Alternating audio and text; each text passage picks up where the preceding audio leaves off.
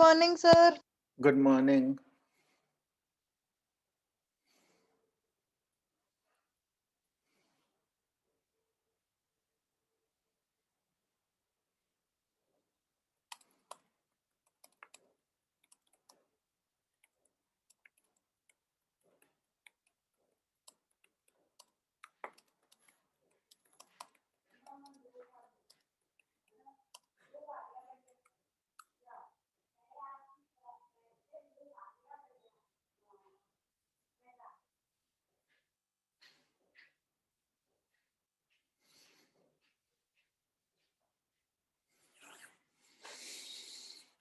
बेटा अपना camera on कर लीजिए सब. We'll get started in a minute.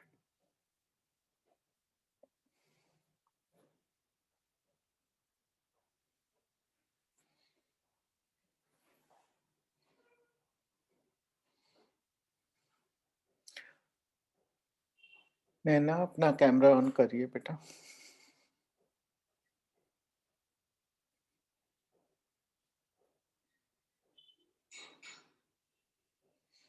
Naina Goyal.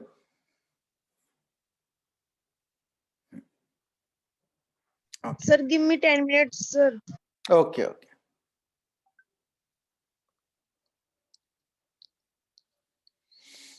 Okay, we are just waiting for one more minute for others to also join.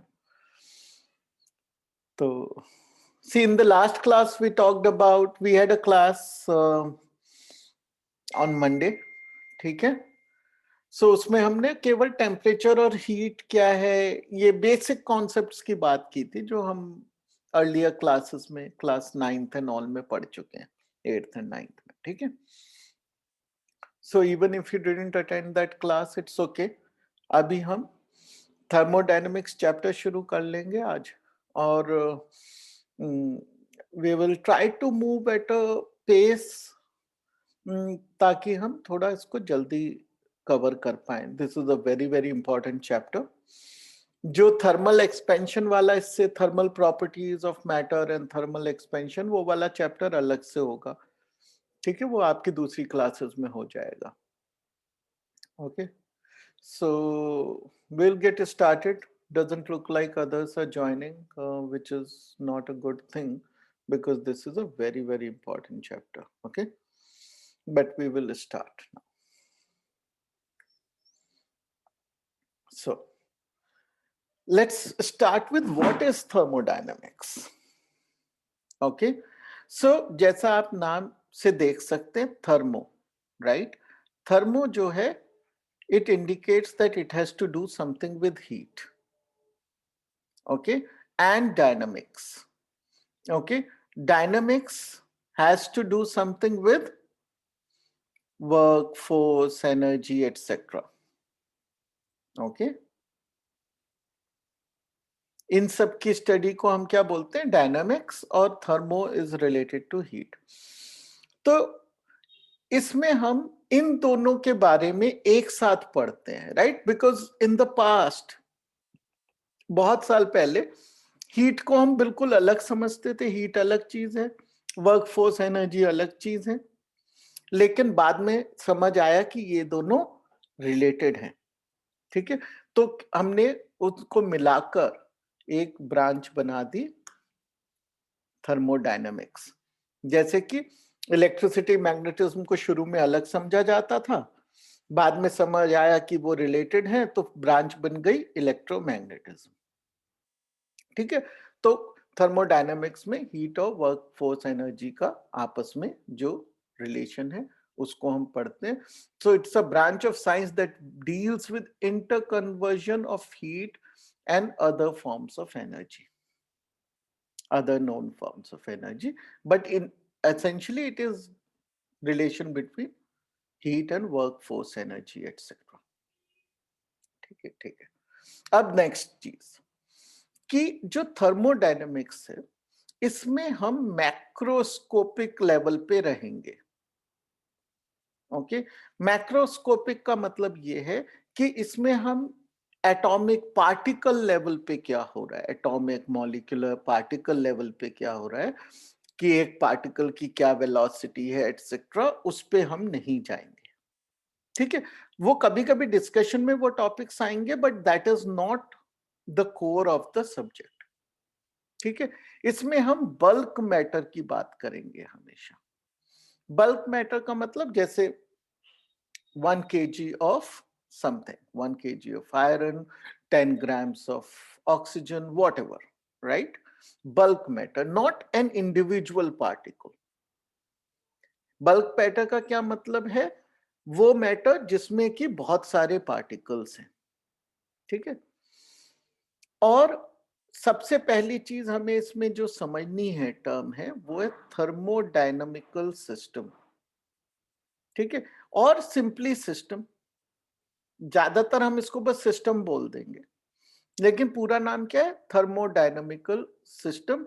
ये वो system है जिसमें कि बल्क मैटर है हमारा, राइट। और इसको हम स्टडी कर रहे हैं। It is made up of large number of particles, which means it is made up of bulk matter. इसको हम स्टडी कर रहे हैं, उसको बोलेंगे सिस्टम। और जो भी सिस्टम, जैसे ये मान लीजिए हमारा सिस्टम है, ये सिस्टम, जो भी सिस्टम के बाहर है, जो भी, the entire thing outside the system is a boundary और is called the surrounding. System है, सिस्टम के बाहर सराउंडिंग है, दोनों के बीच में जो सेपरेशन है उसको क्या बोलेंगे? बाउंड्री या वॉल,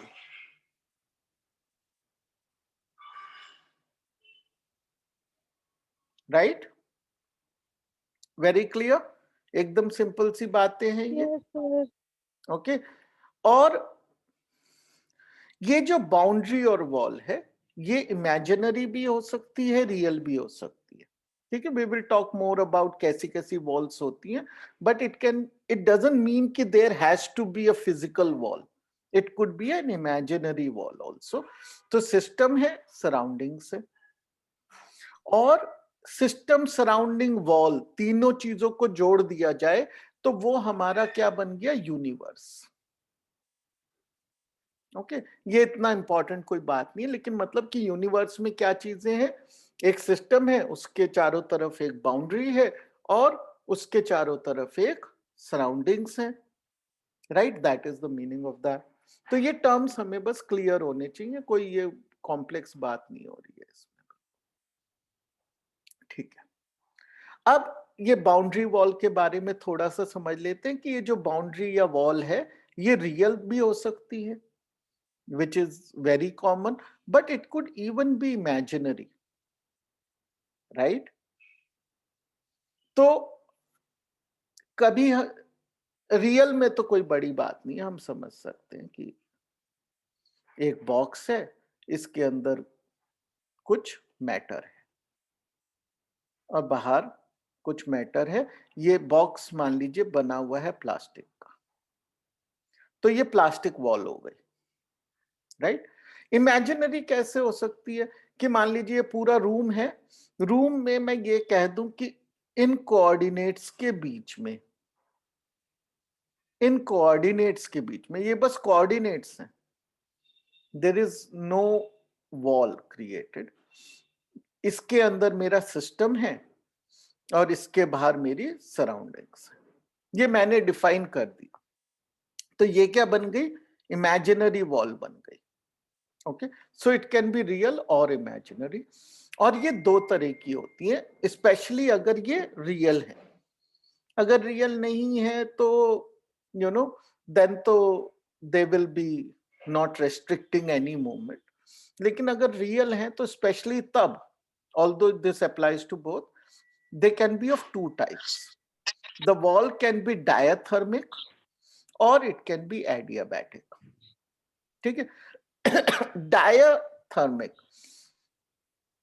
ठीक है। तो आपने डाइलेक्ट्रिक वर्ड जैसे पढ़ा है, राइट। डाइलेक्ट्रिक क्या है? जिसमें से इलेक्ट्रिसिटी कंडक्ट हो सकती है टू सम एक्सटेंट, फुली हो ना हो वो एक अलग बात है। तो डायथर्मिक उसी तरह से हम यूज कर रहे हैं जो थर्मली कंडक्टिंग है, जैसे मान लीजिए मेटल की वॉल हो, तो we will consider it as diathermic. और एडियाबैटिक क्या है? जो इंसुलेटिंग हो, जो हीट को एक तरफ से दूसरी तरफ ना आने जाने दे। ठीक है, तो ये दो तरह की हो सकती है। Obviously they can be a mix of the two, कि not fully conducting. Okay, although जब हम क्वेश्चंस इसके करेंगे तो या तो फुली डायथर्मिक होगी, फुली कंडक्टिंग होगी, या फिर fully insulating होगी। for ease of solving the problems we will only take extreme cases. Understood? ठीक है, अब हम आ जाते हैं अपने जो हमने सिस्टम की डेफिनेशन बताई अपनी, थर्मोडायनेमिक सिस्टम। ठीक है, तो अब ये थर्मोडायनेमिक सिस्टम भी तीन तरह के होंगे, ओपन, क्लोज्ड और आइसोलेटेड। लेकिन ये सिस्टम की खासियत नहीं है। Although we studied as three types of system, open, closed या आइसोलेटेड सिस्टम बनते हैं बेस्ड ऑन कि उनकी बाउंड्री कैसी है। ओके, तो सबसे पहले ओपन सिस्टम। ओपन सिस्टम का क्या मतलब है कि मैटर भी उस सिस्टम में सराउंडिंग्स में से आ जा सकता है और एनर्जी भी सराउंडिंग्स में से आ जा सकती है।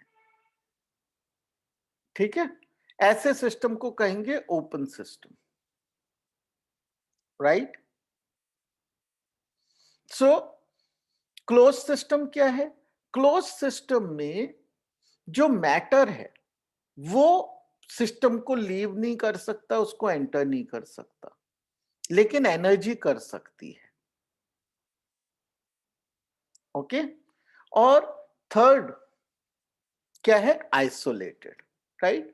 आइसोलेटेड में ना मैटर आ जा सकता है और ना ही एनर्जी आ जा सकती है। ठीक है, तो क्लोज्ड और आइसोलेटेड अलग है। इसका एक अच्छा एग्जाम्पल जो बहुत कॉमनली लिया जाता है वो ये है कि मान लीजिए there is a cup of tea, hot tea, right? So cup of hot tea. Now, is it open system, closed system or isolated system? Open.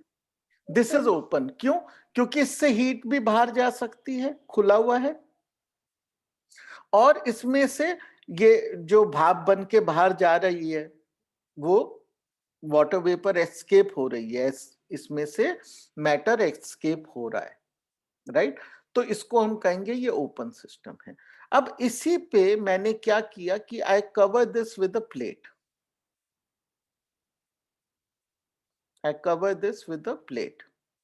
Now what has it become? Close. This has become a closed system, क्योंकि अब water vapour जो escape कर रही थी नहीं कर पाएगी, लेकिन कुछ समय बाद ये जो टी है ठंडी हो जाएगी। इसका मतलब कि एनर्जी एस्केप कर गई इसमें से, राइट। अब मैं इसको एक इंसुलेटिंग टी कोजी से कवर कर दिया, इंसुलेटिंग टी कोजी से कवर कर दिया इसको, जो एकदम मान के चलते परफेक्टली इंसुलेटिंग है। तब ये क्या बन गया? Isolated, right. क्योंकि ना तो अब ये ठंडी होगी ना ही इसमें से वाटर वेपर एस्केप कर रही है, ये टोटली आइसोलेटेड सिस्टम बन गया। उसकी बाउंड्री क्या है? एडियाबैटिक बाउंड्री हो गई। ठीक है, ऑब्वियसली रियल लाइफ में ऐसा कोई परफेक्ट एडियाबैटिक मटेरियल नहीं होता है, लेकिन for study we assume it to be perfectly adiabatic. Sir water bottle जिसमें पानी ठंडा रहता है वो हो सकता है सर? हाँ, वो भी आइसोलेटेड मानेंगे हम कि एक वाटर बॉटल है which is made up of, we will say it's made up of an adiabatic wall. ठीक है, made up of adiabatic wall। अगर वो एडियाबैटिक वॉल से बना है तो ये जो अंदर, इसके अंदर का जो सिस्टम है वो क्या कहलाएगा? आइसोलेटेड सिस्टम कहलाएगा। ठीक है, अंडरस्टूड। तो ये बेसिक टर्म्स है, हमें पता होनी चाहिए। Now we come to the real important part. ये तो एकदम बेसिक चीजें थी कि ये जो हमारा जो सिस्टम है, right, we have this system thermodynamical system जिसको हम स्टडी कर रहे हैं कि इसमें हीट कितनी दी, इसमें उसका वर्क क्या हो रहा है, ये सब समझने के लिए स्टडी कर रहे हैं। तो इसकी जो स्टेट है, यानी कि जो इस समय इसकी स्थिति है, स्टेट का क्या मतलब होता है? स्टेट का मतलब है स्थिति, राइट? कि इस समय कैसा है। तो वो कुछ वेरिएबल्स ऐसे हैं जिनकी वैल्यू हमें ये बताती है कि ये इस समय कैसा सिस्टम है, राइट? तो वो क्या वेरिएबल्स हैं? उनको कहते हैं हम स्टेट वेरिएबल्स। स्टेट वेरिएबल्स का मतलब कि उसकी अभी क्या स्थिति है उसको बताते हैं। तो वो होते हैं जैसे pressure, volume, temperature, internal energy. ये सब तो आपको पता ही है क्या होता है pressure, volume, temperature. Internal energy क्या होती है we will discuss in some time. तो और भी हो सकते हैं जैसे कि मास, डेंसिटी, मोल्स, ठीक है? It could be anything, right? So which describe कि इसकी थर्मोडायनेमिक स्टेट क्या है इस समय। ओके, अब दूसरी बात जो हमें समझनी चाहिए वो क्या है कि स्टेट बता रहे हैं, ये नहीं बता रहे हैं कि वो स्टेट अचीव कैसे हुई। Okay, so state variables tell about state, not the path taken to achieve the state.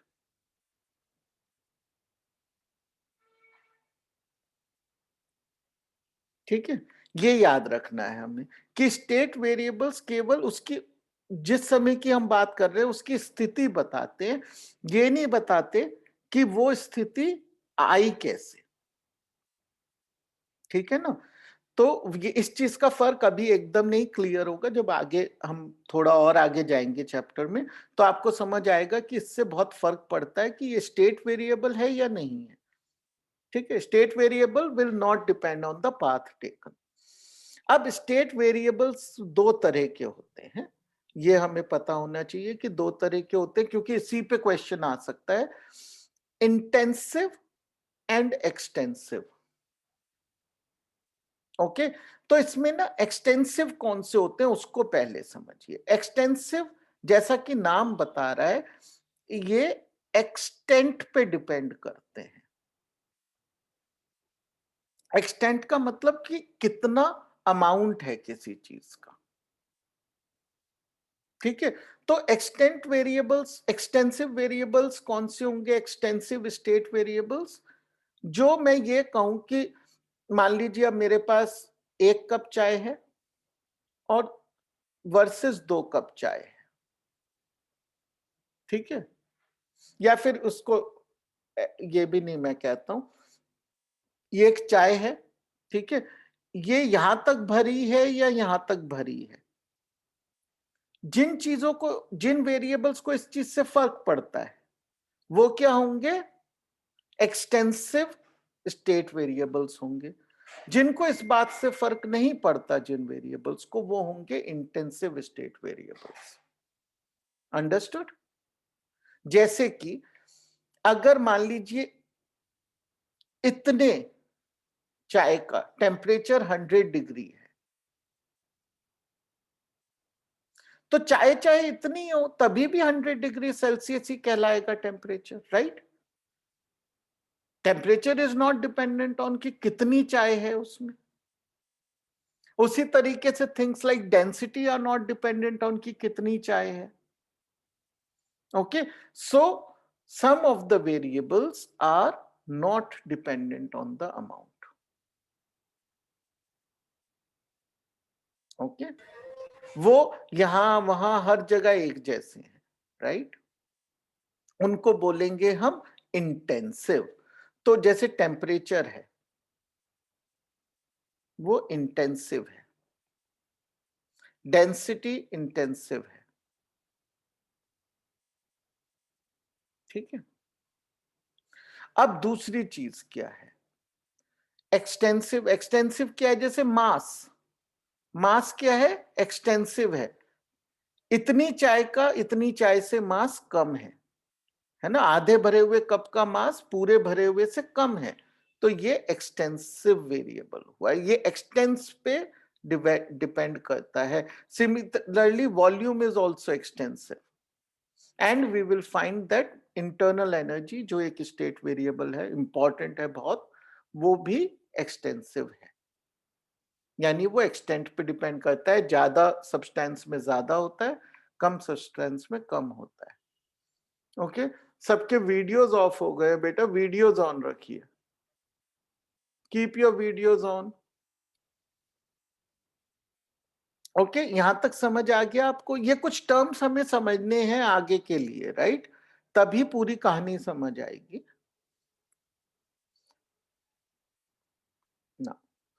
A system may be in one of the two situations. System हमें पता है, उसकी बाउंड्री पता है, सराउंडिंग पता है, और स्टेट वेरिएबल्स पता है। अब उसी बेसिस पे हम ये कहते हैं कि सिस्टम एक समय में दो कंडीशंस में से एक में हो सकता है। क्या कंडीशन हो सकती है? या तो वो थर्मोडायनामिक प्रोसेस में हो सकता है, या फिर वो थर्मोडायनामिक इक्विलिब्रियम में हो सकता है। प्रोसेस का क्या मतलब है कि उसका कोई स्टेट वेरिएबल चेंज हो रहा है, कम से कम एक स्टेट वेरिएबल बदल रहा है समय के साथ। अगर ऐसा हो रहा है कि कोई स्टेट वेरिएबल बदल रहा है तो वो प्रोसेस में है। और अगर कोई भी state variable, all the state variables are held constant, then we can say it is in a state of equilibrium। ठीक है ना? इक्विलिब्रियम वर्ड तो आपने पढ़ा हुआ है कि जब बैलेंस, इक्विलिब्रियम का क्या मतलब होता है? बैलेंस। और प्रोसेस का मतलब होता है सम चेंज, राइट? तो ये उसी से वर्ड्स आए हैं कि स्टेट वेरिएबल्स जब चेंज हो रहे हैं, चाहे कोई एक ही सिंगल हो रहा हो चाहे चेंज, लेकिन चेंज होना चाहिए, तो थर्मोडायनेमिक प्रोसेस कहलाएगा। और जब वो कोई भी चेंज नहीं हो रहा है तो इक्विलिब्रियम कहलाएगा। ठीक है? और यहाँ पे ये जो डेफिनेशन है इक्विलिब्रियम की, प्रोसेस की इजी है, ये है थर्मोडायनामिक इक्विलिब्रियम की।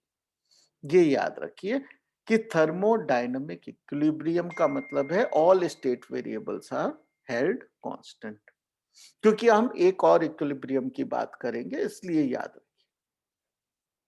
ठीक है, थोड़ी देर में बात करते हैं उस इक्विलिब्रियम की। अब पहले हम प्रोसेसेस को समझ लेते हैं। ठीक है, तो जब थर्मोडायनेमिक प्रोसेस हो रहा है, मान लीजिए हमारे पास ये एक सिस्टम है थर्मोडायनेमिक, इसमें एक प्रोसेस हो रहा है, मतलब इसके स्टेट वेरिएबल्स बदल रहे हैं। तो ये हो सकता है कि 5 वेरिएबल बदल रहे हैं, 4 वेरिएबल बदल रहे हैं, 10 वेरिएबल बदल रहे हैं, बहुत सारी चीजें एक साथ बदल रही हैं। जब ऐसा होगा तो मतलब रियल लाइफ में ऐसा ही होगा, लेकिन हमें उसको समझना, उस पे प्रॉब्लम सॉल्व करना, उससे एक अंडरस्टैंडिंग बनाना मुश्किल होगा, क्योंकि the system becomes very very complex. तो हम क्या करते हैं, हम अपने जो प्रोसेसेस हैं जिनको स्टडी करते हैं in smaller standards, right, like जो अभी हम करेंगे, तो हम क्या करते हैं कि उनको थोड़ा सिंप्लीफाई कर देते हैं ताकि हमारी लाइफ आसान रहे। जैसे हमने मोशन में क्या किया, सबसे पहले हमने कहा कि हम मानेंगे कि बॉडी जो है वो पार्टिकल है। फिर हमने कहा कि हम ये मानेंगे केवल वो स्ट्रेट लाइन में चलती है। फिर हमने अपनी कॉम्प्लेक्सिटी बढ़ाई, हमने कहा बॉडी अभी भी पार्टिकल है, लेकिन वो मोर देन वन डायमेंशन में एग्जिस्ट करती है, यानी कि वो एक्स डायरेक्शन में भी जा सकती है, वाई में भी जा सकती है, जेड में भी जा सकती है। फिर हमने और कॉम्प्लेक्स किया, हमने कहा कि बॉडी की एक शेप है और वो रोटेट भी हो सकती है, राइट? इस तरह करके हम अपनी प्रॉब्लम को इलैबोरेट करते हैं, बढ़ाते हैं, और जो सीखा है सिंपल में उसको वहां अप्लाई करते हैं। ये हमारा फिजिक्स सीखने का स्टैंडर्ड तरीका है। ठीक है, तो वही हम यहां करेंगे कि हम केवल 4 तरह के प्रोसेसेस ही पढ़ेंगे। ठीक है, और ये प्रोसेस क्या है, सिंप्लीफाइड प्रोसेसेस हैं। कौन कौन से पढ़ेंगे, आइसोथर्मल, आइसोबारिक, आइसोकोरिक और एडियाबैटिक। ठीक है, अब इनका मतलब समझ लेते हैं। आइसोथर्मल, आइसो से आपको हमेशा पता होगा, आइसो का मतलब है जो चीज चेंज नहीं हो रही है, which remains the same, right? That is the meaning of the word iso. So isothermal का मतलब जिसका टेम्परेचर न बदले, प्रेशर बदल जाए, वॉल्यूम बदल जाए, कुछ भी बदल जाए, मास भी बदल जाए चाहे, लेकिन टेम्परेचर न बदले, ऐसे प्रोसेस को क्या बोलते हैं, आइसोथर्मल। आइसोबारिक, अब बार से आपको पता होगा, bar is even a unit of pressure, तो बार मींस प्रेशर। तो आइसोबारिक इज वो सिस्टम, वो थर्मोडायनेमिक सिस्टम जिसमें बाकी स्टेट वेरिएबल्स बदले ना बदले, लेकिन प्रेशर ना बदले, प्रेशर स्टेज कांस्टेंट।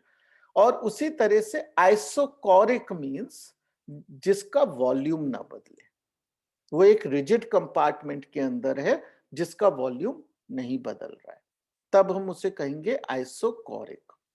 और एडियाबैटिक कौन सा प्रोसेस है, आप एडियाबैटिक वर्ड अभी हम पढ़ चुके हैं तो हमारे लिए आसान है। एडियाबैटिक क्या है, जिसमें से सर हीट, हीट एक्सचेंज नहीं होती उसमें। हाँ, तो एडियाबैटिक वॉल्स से बना हुआ एक सिस्टम, यानी कि उसमें ना हीट आ सकती है ना हीट जा सकती है।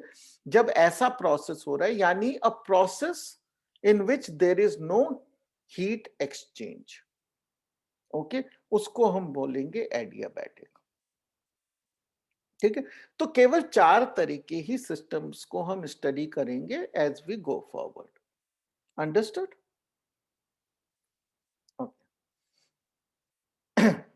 अब थर्मोडायनेमिक इक्विलिब्रियम का क्या मतलब है, although we have already talk, but let's complete process, तो हम समझ गए कैसे पढ़ेंगे, राइट? तो थर्मोडायनेमिक इक्विलिब्रियम वो है जब स्टेट वेरिएबल्स नहीं बदल रहे हैं, they do not undergo any change. तो ये किस चीज पे डिपेंड करता है कि ये इक्विलिब्रियम स्टेट में कोई सिस्टम्स हो, तो ये 2 चीजों पे डिपेंड करता है। एक तो कि मान लीजिए ये मेरा सिस्टम है, इसके स्टेट वेरिएबल्स हैं कुछ, है ना, एक स्टेट वेरिएबल, 2 3, मान लीजिए 4 5 होते हैं जो इंपॉर्टेंट होते हैं, तो वो उसके स्टेट वेरिएबल्स हैं। ठीक है, अब ये एक तो हमें ये पता होना चाहिए कि इसकी वॉल कैसी है, जैसे कि अगर इसकी वॉल एडियाबैटिक होगी, राइट, तो वी विल नो कि heat can not come and go, right. तो इसलिए वॉल की नेचर इंपॉर्टेंट है इक्विलिब्रियम डिसाइड करने के लिए। दूसरी चीज क्या इंपॉर्टेंट है कि सराउंडिंग के स्टेट वेरिएबल्स क्या है, राइट। जैसे कि अगर मान लीजिए मेरे पास एक कप है टी का, ठीक है, इसमें 70 डिग्री सेल्सियस पे टी है, right. Now this is what, this is open cup, right, तो heat can come and go, but जो इसके चारों तरफ जो सराउंडिंग्स हैं, इस कमरे का टेम्परेचर भी 70 डिग्री सेल्सियस कर दिया मैंने,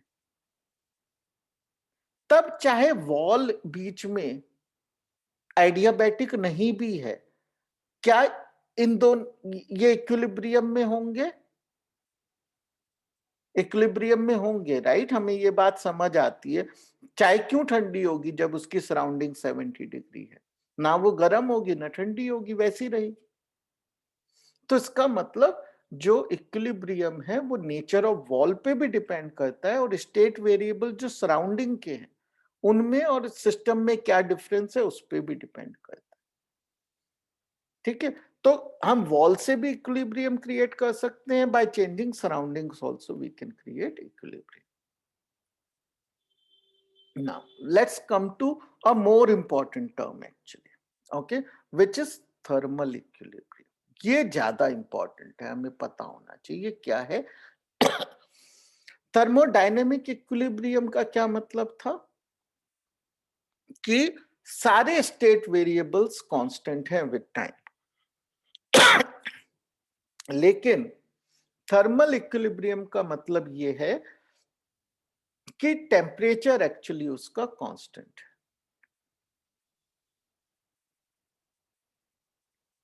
ठीक है, दो सिस्टम्स का टेम्परेचर सेम है तो हम ये कहेंगे वो थर्मल इक्विलिब्रियम में है। ओके, तो अब हम ये कैसे समझेंगे कि दो बॉडीज का टेम्परेचर सेम है? ओके, इस चीज को समझते हैं और this will lead us to what? The zeroth law of thermodynamics. Okay, तो हमारा जो सेटअप है वो ये है कि there are two systems A and B. Okay, और ये जो सिस्टम हैं, ये दोनों सिस्टम अपने बाकी के सराउंडिंग से कैसे सेपरेटेड हैं? By an adiabatic wall.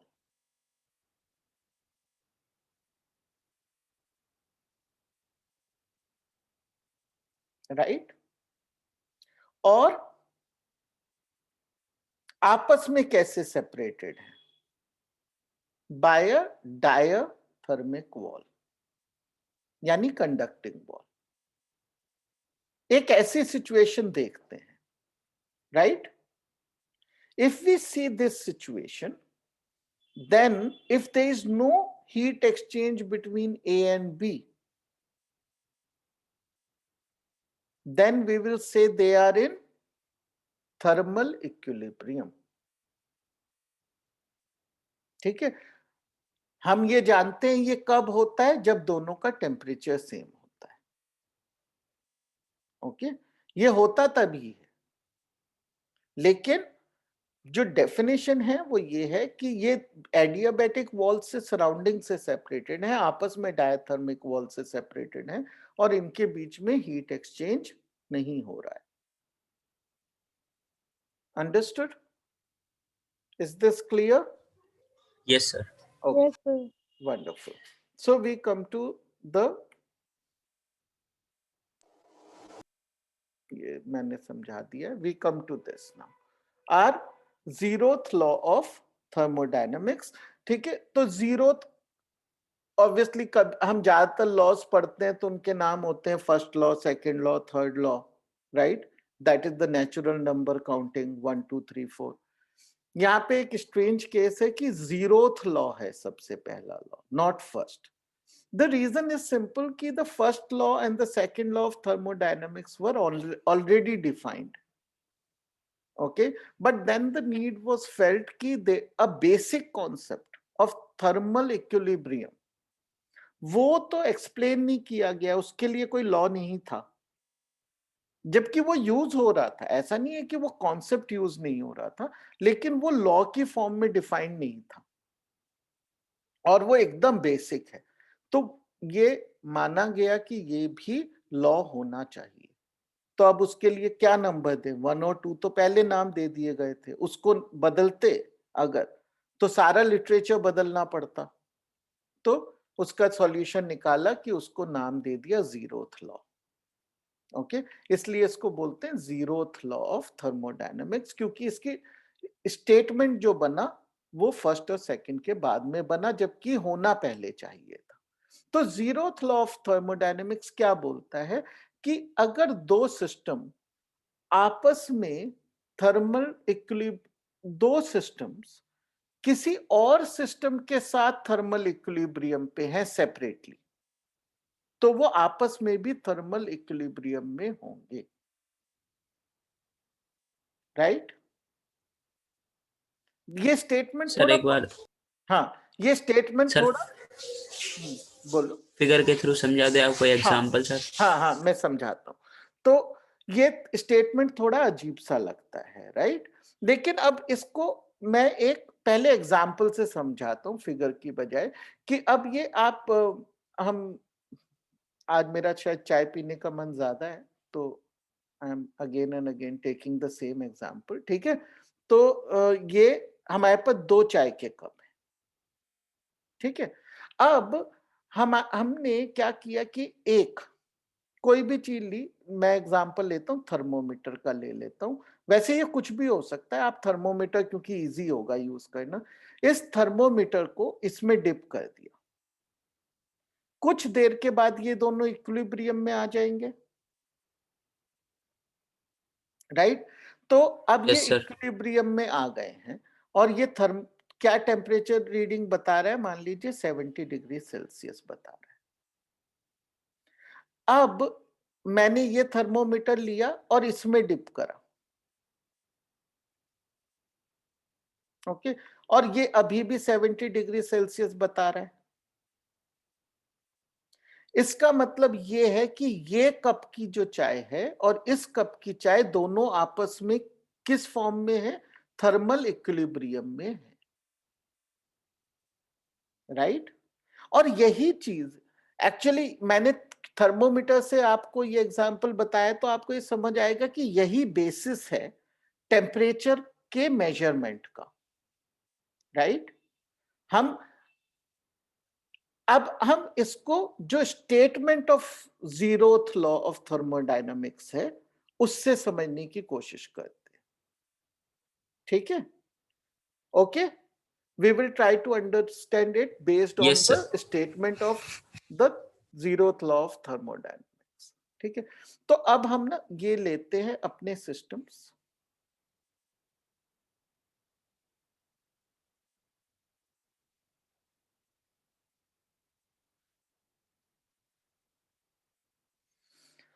ठीक है? तो मान लीजिए ये मेरा सिस्टम ए है, ये बी है और ये सी है, ठीक है? तो सिस्टम सी ये है, सिस्टम ए जो है वो ये है और सिस्टम बी ये है ग्रीन कलर का, ठीक है? बाकी बाउंड्रीज है। अब हमने थर्मल आइसोलेशन के लिए, थर्मल इक्विलिब्रियम के लिए क्या करना है, हमें इन दोनों सिस्टम पहले ए और सी का चेक करेंगे, ठीक है? कैसे चेक करेंगे कि इनके चारों तरफ तो पहले एक एडियाबैटिक वॉल होनी चाहिए। एडियाबैटिक को मैं ऐसे स्केच कर रहा हूं, ठीक है? ये एडियाबैटिक है तो हीट बाहर नहीं जाएगी, इन तीनों के अंदर है, ठीक है? अब मैं ए और सी का थर्मल इक्विलिब्रियम चेक करूंगा तो क्या करूंगा, ये वाली वॉल को डायबिटिक। डायथर्मल, सॉरी, हाँ, इस वाली वॉल को तो डायथर्मल कर दूंगा और इसको एडियाबैटिक कर दिया मैंने। अब केवल सी और बी कनेक्ट, सी और ए कनेक्टेड है, बी जो है ये भी एडियाबैटिक है, इसको एडियाबैटिक कर दिया अभी, ठीक है? तो अब क्या हो गया, केवल सी और ए है आपस में कनेक्टेड थ्रू अ डायथर्मल वॉल और मैंने ये पाया कि कोई हीट एक्सचेंज नहीं हो रहा है, ये मैंने ऐसा पाया। तो सिंस हीट एक्सचेंज नहीं हो रहा है तो मैं क्या कहूंगा, A and C are in thermal equilibrium. अब Yes, sir. मैंने क्या किया, अब मैंने वॉल्स जो हैं इस वाले को एडियाबैटिक बना दिया और इसको डायाथर्मल बना दिया और मैंने फिर से ये पाया कि सी और बी के बीच में कोई हीट एक्सचेंज नहीं हो रहा है, तो इसका मतलब सी और बी भी थर्मल इक्विलिब्रियम में है। अब मैंने क्या किया कि अब मैंने जो है ये सी को आइसोलेट कर दिया, खाली सी को तो हटा दिया बीच में से और इन बीच की वॉल को डायाथर्मल बनाया, तो क्या अब हीट एक्सचेंज होगा? और जीरोथ लॉ No, ये sir. कहता है हीट एक्सचेंज नहीं होगा, क्योंकि अगर ए सी के साथ थर्मल इक्विलिब्रियम में है और बी भी सी के साथ थर्मल इक्विलिब्रियम में है तो जीरोथ लॉ ये गारंटी करता है कि ए बी के साथ भी थर्मल इक्विलिब्रियम में होगा, ठीक है? जीरोथ लॉ लेकिन बेसिक लॉ है, ये हमें और कुछ नहीं बताता, ये नहीं बताता कि हीट ए से बी में जाएगी, बी से, वो इनकी बातें नहीं करता है, वो केवल इतनी छोटी सी स्टेटमेंट है कि अगर ए सी के साथ थर्मल इक्विलिब्रियम में है, बी भी सी के साथ थर्मल इक्विलिब्रियम में है तो ये